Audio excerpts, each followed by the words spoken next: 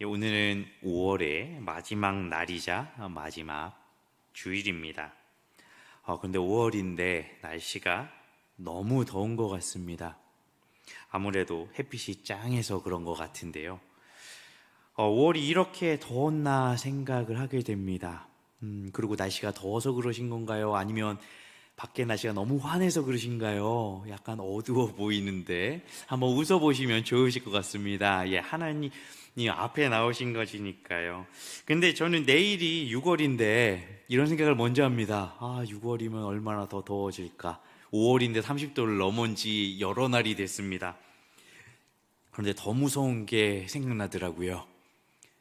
7, 8월이 아직 오지 않았다라는 겁니다. 예, 7, 8월이 남았구나라는 생각이 드니까 너무나도 약간 두려워졌습니다. 벌써부터 에어컨 많이 트실 것 같아요. 선풍기는 기본이고요. 그리고 이 동네가 언덕이 많잖아요. 예, 돌아다니면 너무나도 힘들 것 같습니다. 날씨는 무더워지고 더위 때문에 힘들지만 이 햇빛은 없어서 안 될 가장 귀한 자원 중에 하나일 것입니다. 햇빛이 없다면 절대로 지구에 존재하는 생명체들이 살아갈 수 없기 때문이죠. 뜬금없는 얘기 같지만 혹시 성도님들께서는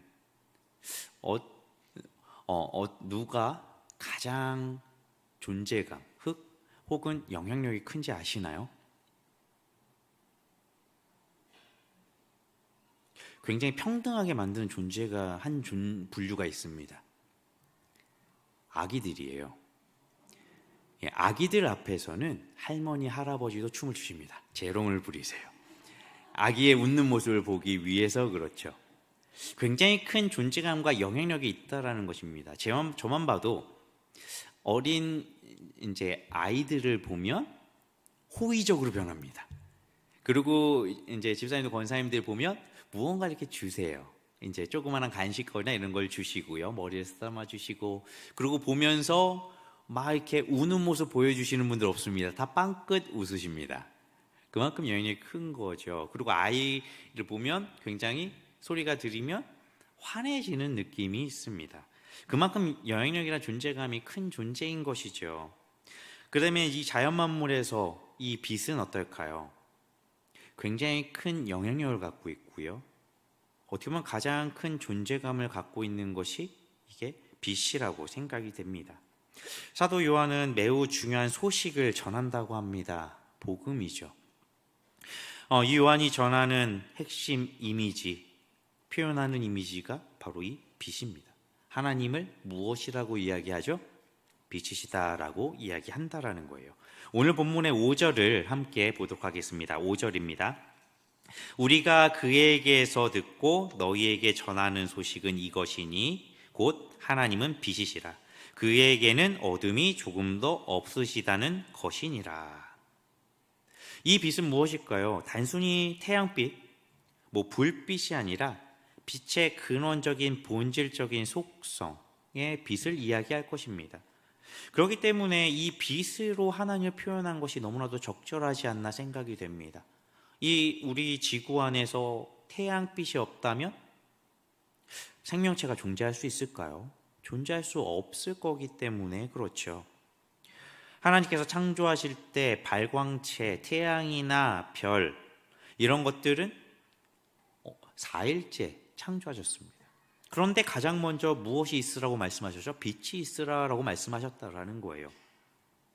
하나님의 묘사로서 빛을 빗대어서 하는 것, 그리고 빛이라는 이미지는 사실 가장 먼저 떠오를 때 부정적인 이미지가 떠오르지 않습니다. 가장 찬란하고 굉장히 능력 있는 것처럼 보이고, 그 다음에 불순물이 없는 것처럼 우선 이미지가 생각되는 것이 바로 빛이라는 거죠. 그렇기 때문에 또한 요한이 어둠이 없다라고 분명하게 이야기를 하는 겁니다. 가장 순수한, 그리고 큰 영향력과 존재감, 그리고 큰 권능이 있는, 어떻게 보면 하나님의 속성을 어떻게 보면 가장 적절하게 표현하는 것이지 않을까 생각이 된다는 것이죠. 왜냐하면 이 세상 만물은 빛에 의존해서 살아가기 때문에 그렇습니다. 그래서 이 빛은 하나님의 근본적인 속성으로 생명을 허락하며 유지시키는 하나님의 크신 생명의 권능, 또한 이 생명을 어둠 속에서 사는 것보다 훨씬 쾌적하고 안전하게 만듭니다. 그리고 감추인 것이 드러나게 하죠. 숨길 필요가 없고 숨겨지지 않습니다. 찬란하다는 말, 우리가 자주 쓰는 것처럼 밝은 곳에서 사물이 보이고요. 무언가 뛰어난 것을 뭐라고 해야 하나요? 찬란하다라고 표현을 하죠. 빛난다라고 이야기를 합니다. 그리고 이 빛으로 인해서 많은 공급을 받습니다. 에너지를 공급받죠. 어떻게 보면 우리가 하나님 앞에서 하나님께로부터 받는 모든 것이 근본적으로 표현되는 부분일 수 있겠다 생각이 됩니다. 그러면서 분명한 것을 이야기합니다. 빛과 어둠이 공존할 수 없다라는 것입니다. 뭐냐면 빛이 있는 그곳은 절대로 어둠이 같이 있지 않는다라는 거예요. 그리고 이렇게 서로 공존하지 않는 모습 가운데 죄와 의가 공존하지 않는다라는 것, 서로가 굉장히 배타적으로 대립되어 있다라는 것을 보여줍니다. 그래서 하나님의 거룩하심이, 그분의 거룩함이 분명하게 드러나는 것이죠. 창조주 하나님의 권능, 그분의 속성을 명확하게 표현하고 있는 것입니다. 그리고 이 빛을 생명으로, 그리고 이 생명을 그리스도로 연결해서 표현하고 있다라는 것이죠. 그래서 이제 요한 사도가 기록한 또 다른 요한복음에도 빛이라는 이미지를 사용하죠. 요한복음 1장 4절을 보면 너무나도 잘 아는 말씀이죠. 이렇게 기록하고 있습니다. 그 안에 생명이 있으니 이 생명은 사람들의 빛이라. 생명이 있는데 생명을 뭐로 동일하게 표현하고 있나요? 빛으로 표현하고 있다라는 것입니다. 빛을 예수 그리스도의 성육신과 관련하여 설명을 하고 있는 것이고요. 우리에게 주어진 생명에 대해서 연결해서 이야기한다라는 것입니다. 계속해서 그 1장 9절에 보면 이렇게 기록합니다. 참빛 곧 세상에 와서 각 사람에게 비추는 빛이 있었으니, 세상에 와서 비친다, 그것이 참빛이다. 예수님의 성육신을 분명히 이야기하고 있죠. 구원자이신 예수 그리스도를 분명히 이야기한다라는 것입니다. 사람이 세상에 참빛으로 오신 예수 그리스도를 영접할 때, 함께할 때 우리에게 주어지는 것이 생명, 영생이라는 것이죠. 그 다음에 우리가 외우고 있는 말씀이죠. 12절은 우리가 많이 외웠던 말씀입니다. 물론 지금 언뜻 떠오르지 않으셔도 상관은 없습니다. 아는 말씀이니까요. 영접하는 자, 곧 그 이름을 믿는 자들에게는 하나님의 자녀가 되는 권세를 주셨습니다. 하나님의 자녀, 신분의 변화입니다. 하나님에게 중요한 관계가 되었다라는 것이죠. 빛, 생명, 그 다음에 관계까지, 그 신분의 변화까지 이야기를 합니다. 예수 그리스도를 중심으로요. 빛 자체이신 예수 그리스도를 중심으로 이것을 논증해 나가는 것이 요한입니다. 하나님은 빛이시고 그분에게 어둠이 조금도 없으시다라는 정의, 요한은 어둠에 행하는 자를 또 빗대어서 상대적으로 이야기합니다. 어둠에 행하는 자는 하나님과 사귈 수 없다라고, 함께할 수 없다라고 이야기하면서 계속해서 연결해 나가는 것입니다. 하나님과의 사귐, 그것이 곧 생명을 갖는 것이라고 드러내고 있는 것이죠. 하나님을 떠나갔을 때 피할 수 없는 결과가 죽음이라는 것입니다. 아담과 하와의 타락 사건을 보면 알 수 있습니다. 하나님과 함께할 때는 생명이 주어졌습니다. 근데 죄로 인해서 하나님과 함께할 수 없자 어떻게 되었나요? 그 결과로 죽음 가운데 있을 수밖에 없었다라는 것입니다. 그런데 우리가 여기서 착각하면 안 되는 것이 있습니다. 무엇이냐면 하나님께서 너희가 죄를 범하면 내가 너희를 죽이겠다라고 말씀하셨나요? 너 이거 먹으면 내가 너 죽일 거야 라고 말씀하셨나요? 아닙니다. 그걸 먹으면 너희는 그냥 당연히 죽을 것이다 라고 말씀하셨다라는 거예요. 왜냐하면 너희와 내가 끊어지기 때문에 그런 거죠. 하나님과 상관없는 존재가 되어버리기 때문에 그렇습니다. 나무에서 나무 가지를 본 가지에서 자르면 그 가지는 살 수 없습니다. 이거와 똑같다라는 것입니다. 그것이 하나님께서 죽이시겠다가 아니라, 하나님께서 살인을 하시는 게 아니라 하나님도 떨어졌기 때문에 자연스럽게 죽는 겁니다. 쉽게 보자면 우리 주변에도 이런 예는 많을 수 있습니다. 뭐냐면 물에 사는 물고기를 잡아서 물 밖으로 꺼내놓으면 어떻게 되나요? 죽습니다. 얼마 안가 죽습니다. 이거와 똑같은 것이라고 생각이 됩니다. 물고기가 죽는 건 당연하죠. 조금의 시간 차이는 있을지라도 죽습니다. 물을 떠난 물고기는요. 하나님을 떠난다면 당연히 죽게 되는 겁니다. 왜냐하면 우리의 생명의 근원이 하나님께 있기 때문에 그렇죠. 하나님께 모든 공급을 받아야 되는데 그 하나님으로부터 떠났기 때문에 죽는 것은 너무나도 당연하다라는 것입니다. 그리고 그 불순종을 스스로 했습니다. 하나님이 주신 그 은혜로운 자유의지를 갖고 하나님이 떠민 게 아니라 스스로 그 결과를 선택했다라는 겁니다. 이것이 얼마나 교만했던 것인지, 얼마나 죄악된 것인지 모른다라는 것이죠. 빛 가운데 있지 아니하면 어둠 가운데 있는 거죠. 하나님과 함께하지 않는다면 하나님을 떠나 있는 겁니다. 어둠은 하나님께 속하지 않은 것에 대한 어떻게 보면 표현입니다. 빛은 모든 생명의 창조주이시자 그것을 유지하는 보호자, 돌보시고 주관하시는 하나님만의 진리, 그 권위를 어떻게 보면 표현하는 것이죠.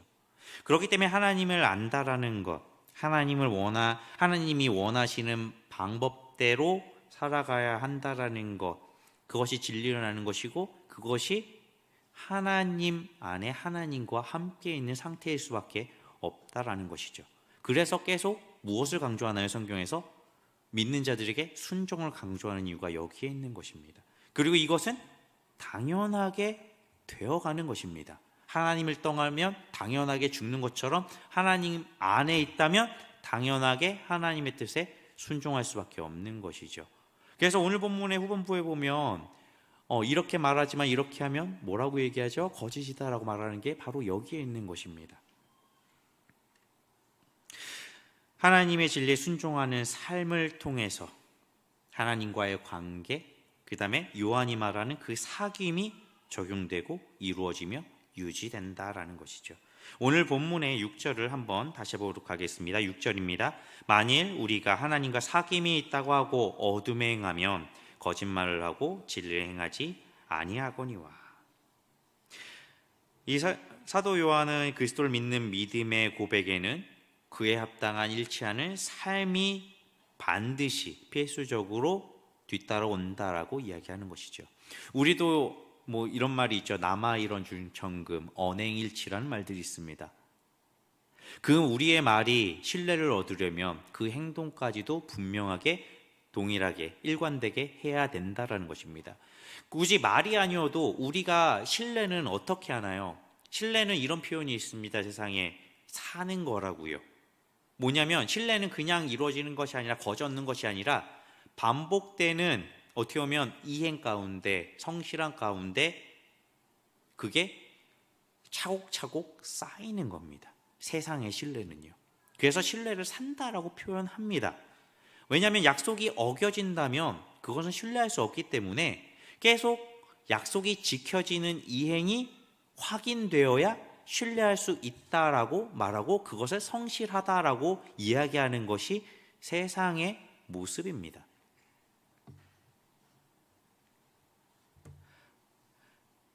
그런데 이 세상의 진리일까요?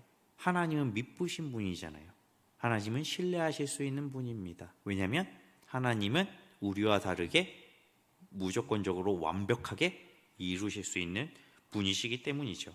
그리고 그분의 자녀이고 그분의 모습을 닮는다면 그 빛 가운데 거하셨던 주님처럼 우리가 빛 가운데 거한다면 우리의 모습, 우리의 성품, 우리의 행동 또한 어떻게 될까요?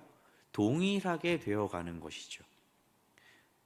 그렇기 때문에 그리스도인들은 어떻게 보면 세상에서 가장 믿을 만한 사람들이어야 합니다. 그런 사람들로 변해야 되는 것이죠. 그리고 이것이 이제 가능해진 것. 사도 요한은 여기에 하나님과 사귐과 더불어 긴밀한 연결 더불어 예수 그리스도를 말한다라는 것입니다. 이제 우리가 어둠 가운데 있지 않기에 하나님과 사귐이 있고 하나님과 함께하기에 이제 그 일치하는 삶 살아가는 것이고 이거와 반대되는 삶을 사는 것은 어둠 가운데 있다라는 것이죠. 왜냐하면 하나님은 어둠이 전혀 티끌만큼도 없는 분이시니까요. 어둠 속을 걸으면서 하나님과 사귐이 있다고 하는 것, 그것은 틀렸다라는 것입니다. 그것은 아니다라고 말하는 것이죠. 어린 시절 어머니가 항상 이렇게 말씀하셨습니다. 큰 길로 다니라고.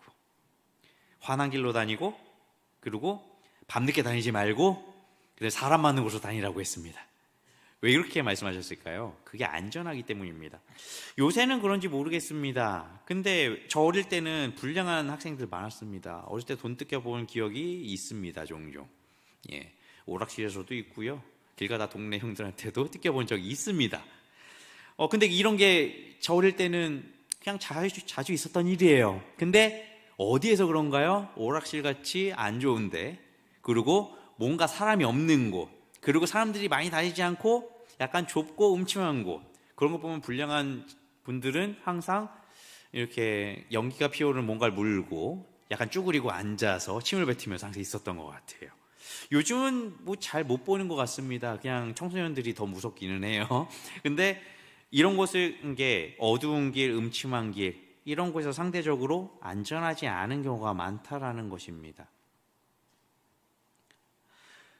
여기서 진리는 항상 말씀드리지만 단순한 사실에서 끝나지 않습니다. 사실 자체를 넘어 사실의 중요한 그 사실 자체의 중요성과 그 내포한 의미까지도 이른다라는 것입니다. 요한 사도가 기록한 요한복음 기록의 표적의 목적을 분명하게 이야기합니다. 목적이 예수님의 그 이적들, 그것들을 단순히 독자들에게 설명하고 그냥 객관적인 팩트로 말하는 것에 끝나지 않는다라는 것이죠. 그래서 공관복음이라 불리는 마태, 마가, 누가 복음과 요한복음이 조금 다릅니다. 왜냐하면 이 요한사도는 오랫동안 고대해온 메시아, 그 다음에 이 죄를 대속하기 위해 하나님께서 보내주신 구원자, 그 예수님의 정체성을 알려주는 데 초점을 맞추기 때문에 그렇습니다. 그렇게 요한은 진리를 어떻게 보면 그 자신이 진리라고 예수님이 선포하신다라는 것, 그리고 예수님이 이 세상에 오심으로써 하나님과 우리 사람과의 관계, 그거에 대한 것을 정의하면서 복음을 전하고 있다라는 거예요.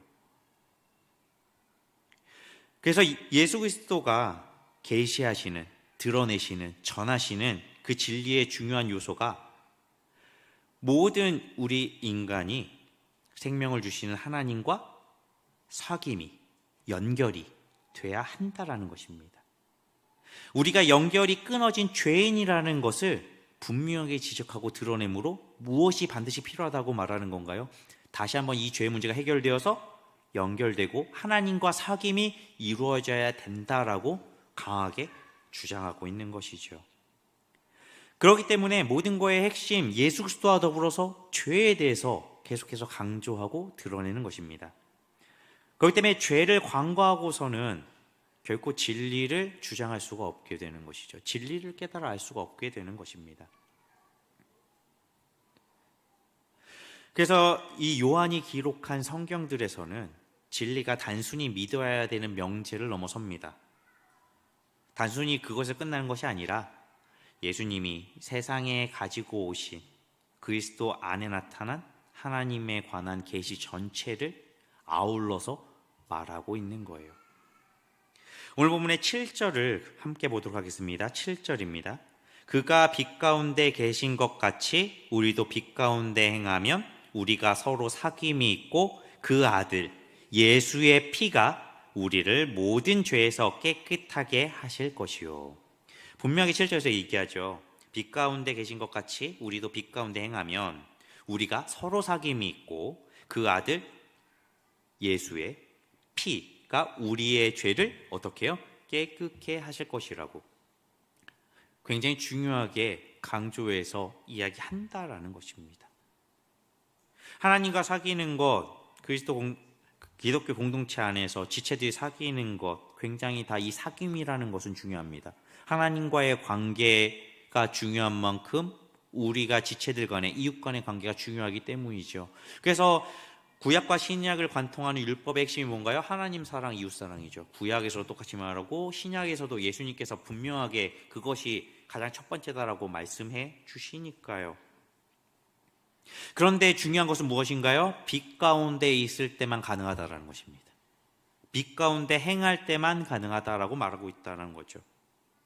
그렇기 때문에 빛 가운데 거한다면 하나님을 사랑하면 당연히 이웃을 사랑하는 게 표현되듯이 빛 가운데 있다면 하나님과 사귐, 그 다음에 우리가 서로 사귐이 당연한 것입니다. 빛 가운데 있다면요. 근데 빛 가운데 있다는 게 뭐예요? 예수님의 피로써 죄 사함을 얻은 하나님의 은혜와 사랑을 입은 자, 그리스도의 은혜를 입은 자들, 그들이 이룬다라는 것입니다. 정확히 말하면 이루어지는 것이죠. 그렇기 때문에 우리는 무조건 이것이 우리 안에서 나타나야 되는 것입니다. 예수님의 죽음에 대한 언급, 예수의 피, 그 죄에 대한 대속, 속죄, 이 죄에서 깨끗해지는 것, 그것이 빛 가운데 걷는 것과 계속 하나로 연결이 되는 것이죠. 죄를 짓는 것은 결국 어둠 속을 걷는 것과 똑같이 됩니다. 죄에서 깨끗하여지는 것, 빛 가운데 걷는 것, 분명하게 이 두 길을 말하고 있다는 것입니다. 다른 길이 없습니다. 이것은 양립할 수도 없습니다. 깨끗하게 되지 못한, 이 용서받지 못한 이 죄는 사귐 및, 그러니까 우리가 서로 사귀는 것, 더 나아가서 하나님과의 사귐, 그분과의 연결을 끊어버립니다. 이게 죄의 가장 큰 두려움이죠. 그리고 이것이 죄로 인한 모든 결과물의 원인입니다. 이것만 해결된다면 모든 것이 해결되는데 하나님께서 이걸 해결해 주신 겁니다. 하나님의 아들이신 예수님의 피, 하나님의 의죠. 이 의는 진리의 빛 속에서 걷는 사람들, 즉 예수 그리스도를 믿고 영접하는 자들, 하나님 편에 선 자들, 하나님 앞에 회개하는 자들, 그 죄를 깨끗하게 하고 이제 서로 사귈 수 있게 한다라는 것입니다.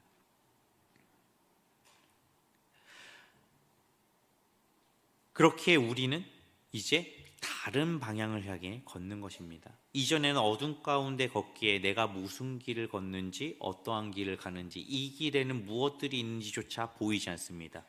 어둠이기 때문에 그렇죠. 하지만 이제 빛의 길을 건다면 어떨까요? 내가 가는 그 길에 무엇이 있는지 압니다. 돌뿌리가 있네. 여기엔 예쁜 꽃이 있었네. 여기에 같이 가는 사람들이 있네. 이게 보이기 시작한다라는 것이죠. 그렇기 때문에 이 죄의 문제가 해결된다면 어떻게 될까요? 화목할 수밖에 없죠. 아름다울 수밖에 없습니다. 좋을 수밖에 없는 겁니다. 밝아질 수밖에 없는 거죠.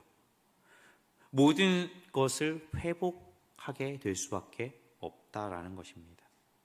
그렇기 때문에 우리는 계속 그 반대되는 어둠 속에 걷는 것을 경계하고 멀리해야 되는 겁니다. 쉽게 말씀드리면 죄를 미워하고 죄를 멀리해야 된다는 것이죠. 8절에 이렇게 기록했죠. 만일 우리가 죄가 없다고 말한다면 스스로 속이고 또 진리가 우리 속에 있지 아니할 것이요. 왜냐면 좋은 이야기만 하고 긍정적인 이야기로 끝나면 좋을 겁니다. 근데 오히려 뒤쪽에 부정적인 이야기를 합니다. 안타까운 이야기를 하고 의심될 수 있는 이야기를 합니다. 우리 마음이 불편한 이야기를 한다라는 거예요. 왜냐하면 이 죄와 의, 빛과 어둠, 이런 것들에 비교를 하면서 우리가 추구해야 될 것이, 그리고 하나님이 우리에게 주신 것이 얼마나 중요하고 큰지를 계속해서 봐야 되기 때문이고, 그걸 볼 수 있기 위해서 경계하고 멀리하고 상대적으로 이것은 잘못된 것이구나, 그것을 알아야 되기 때문에 그렇습니다. 그리고 언제나 우리가 스스로를 점검해야 되기 때문에 그렇습니다. 왜냐하면 죄가 없다고 말하는 사람 스스로 속이는 자라고 말하는 것이죠. 왜냐하면 우리 기억해야 됩니다. 우리는 은혜를 입은 자들입니다. 우리가 은혜를 쟁취한 게 아닙니다. 은혜를 받음을 당했습니다. 그런데 가끔씩 우리는 이 은혜를 내가 쟁취한 것으로 혹은 할 수 있는 것으로 여길 수 있다라는 것입니다.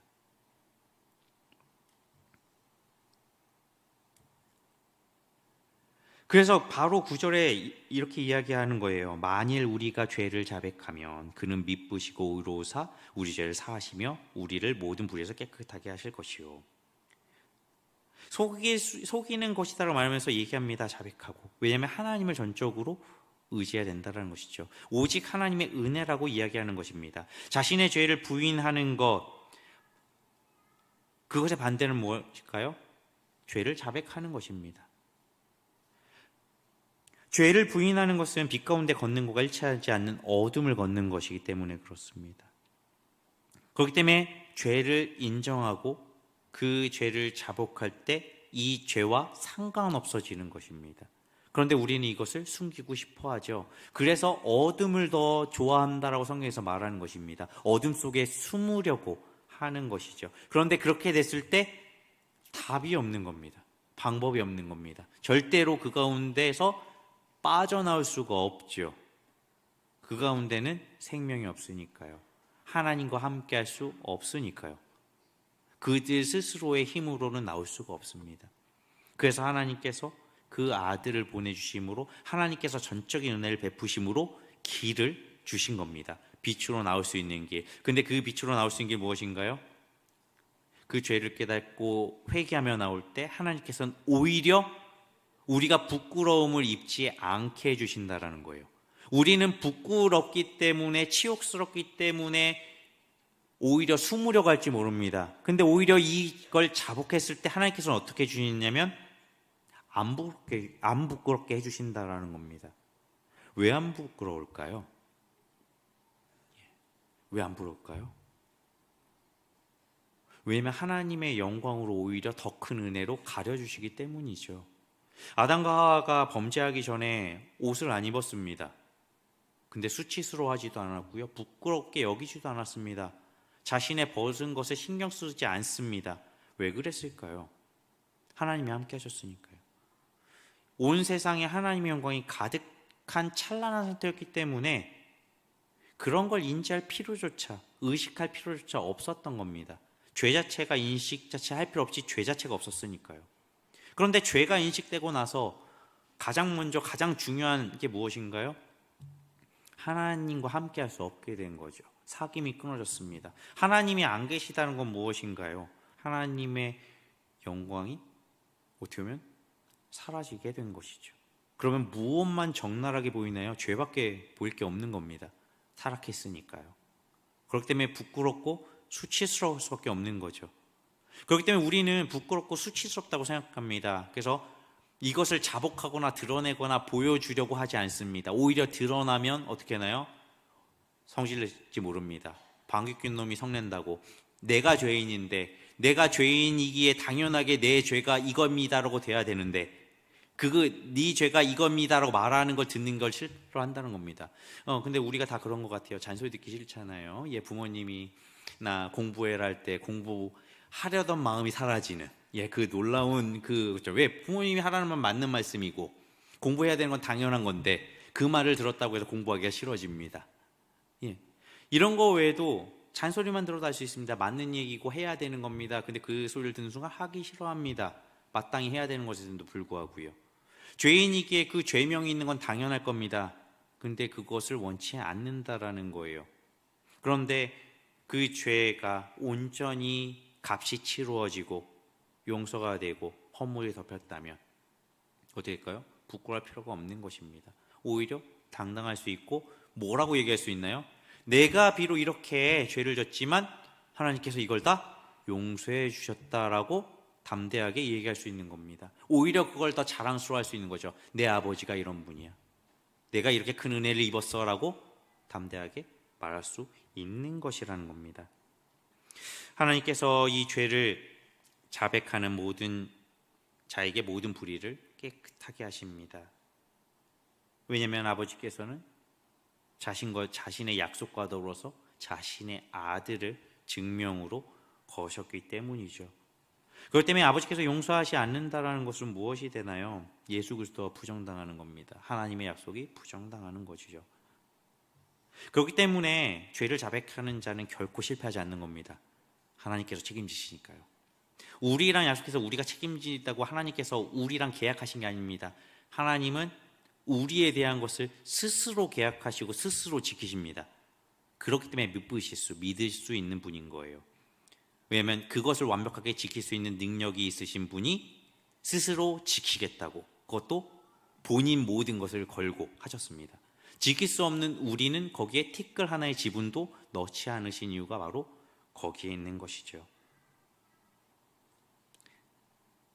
그래서 우리는 죄를 굉장히 무겁고 중요하게 생각해야 됩니다. 죄를 부인하는 것이 아니라 죄를 자복하고 회개하는 것에 초점을 맞춰야 된다는 것이죠. 왜냐하면 우리의 복음의 초점이 어디에 있나요? 바로 십자가에 있기 때문에 그렇습니다. 단순히 예수님의 교훈이나 그의 삶의 본보기가 아닌 그 초점이 십자가의 대속과 부활에 초점이 맞춰져 있다는 것입니다. 예수님이 어떻게 행동했기에 구원받는다, 그게 아니라 예수님이 우리 죄 때문에 죽으셨다, 그게 핵심이에요. 거기에 초점이 맞춰져 있는 게 복음이라는 겁니다. 예수님이 몇 살 때 무슨 일 하셨다, 그걸 중요하게 생각하지 않는다라는 거예요. 예수님이 이 땅에 죽으러 오셨습니다.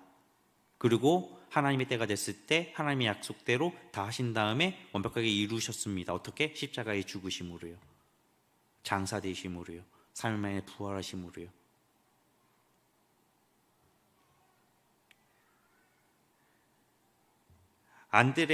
안드레아스 제 퀘스텐버거라는 신학자가 있습니다. 이분이 이렇게 말했습니다. 신자들이 계속 빛 가운데로 걷고 그리하여 예수님 그리고 다른 신자들과 사귀는 것은 죄가 없다고 멋지게 주장하는 것이 아니라 우리의 죄를 깨끗하게 하는 그리스도의 피가 필요하다는 사실을 겸손하게 인정하는 고백으로 가능하다라고 말했습니다. 우리가 자랑할 것, 우리에게 주어진 의가 무엇인지, 기쁜 소식으로 말하는 이 복음이, 우리가 자랑할 이 복음이 무엇인지, 하나님의 은혜, 왜 오직 은혜며 왜 오직 믿음인지 우리는 분명하게 알고 묵상하고 실제 삶에 적용되어야 합니다. 의인은 믿음으로 말미암아 삽니다. 하나님을 선포하신 복음을 믿는 믿음으로 삽니다. 주님의 그 십자가의 대속의 은혜로 삽니다. 복음의 핵심은 죄고, 이 죄가 해결되는 유일한 방법, 그 진리를, 그 길을, 그 생명을 알려주죠. 죄가 해결되려면 절대 어떤 방법도 없습니다. 그래서 복음이, 예수 그리스도가 유일한 길인 것입니다. 죄를 묵상해보지 못한다면 하나님의 은혜를, 사랑을 알 길이 없습니다. 하나님의 은혜와 사랑을 경험한다면 죄에 대한 인식이 바뀝니다. 죄가 얼마나 두렵고 무섭고 그런지 알게 되는 것이죠. 그리스도인들의 가는 길, 단순히 세상 사람들이 원하고 바라는 대로, 생각대로 이루어져서 자신들이 하고 싶은 모든 것을 하고 자신들의 원하는 쾌락을 누리고 자신들의 편리함, 안락함만을 추구하는 그런 샤방샤방한, 흔히 꽃길만 걸어라고 하잖아요. 그런 꽃길이 아니죠. 죄를 깨닫고 그 크신 주님의 은혜를 바라보며 나아가는 길입니다. 그래서 주님이 가신 그 길을, 내 십자가를 지고 가야 되죠. 그래서 좁은 길을 지나가야 됩니다. 빛 가운데 행하여 하나님과 사귐 누리시는 성도님들이 되시기 바랍니다. 우리가 자랑할 것, 하나님의, 주님의 은혜입니다. 우리가 그 하나님의 크신 사랑과 은혜를 입었다라는 사실을 기억하시며 그 은혜로 말미암아 진정한 평안, 진정한 안식, 진정한 기쁨을 한 주간 누리시기 바랍니다.